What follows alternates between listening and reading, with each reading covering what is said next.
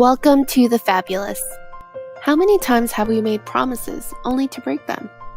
Maybe we told ourselves we'd go to the gym, run more, or pick up a new sport.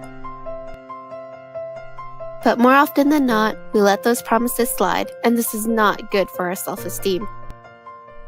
That's why today's lesson will focus on teaching you how to build a solid daily exercise routine. And the best way to kick this off is to refer to a study that was conducted that showed subjects who planned their exercise routines in detail, including where and when they would exercise, were much more likely to start exercising. We don't want you to rely on too much equipment. That reliance would allow a lack of equipment to turn into an excuse. Having a routine set in stone will give you an anchor in your life as you build other rituals. You will find that they contribute to an ever stronger chain that provides you with support, strength, and stability. This is why you'll start with running. Relative to other forms of exercise, running has a lot of advantages. You don't need a partner or any special equipment.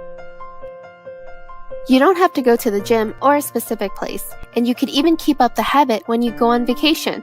As long as you have a pair of running shoes, you could run to your heart's content. At first, running will seem difficult. After 10 minutes, your joints may hurt, you might be overheating, and your heart will be pounding. Don't get intimidated. This is only because your body hasn't developed the muscles and tendons involved in running. As you get stronger and your cardiovascular fitness improves, you will be able to run longer distances and at a faster pace. Keep in mind, though, that the most important is not the speed or the distance, but consistency. Integrate exercise into your life. The easier you make it to start each run, the less willpower it will take. If you like to run in the morning, set up your clothes the night before. If you prefer to run in the afternoon, bring a change of clothes to work so you can run immediately after. Remove as many obstacles as you can. It's time to commit.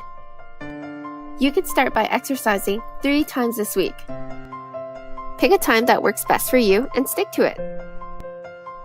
Organize all of the materials you'll need and purchase any equipment or memberships necessary for your exercise goals. If you're buying running shoes, try on 4 or 5 pairs, jog around the store, and let your feet decide. Comfort is the most important feature of a running shoe. Stay tuned for your next lesson, and don't forget to hit the subscribe button and like this video.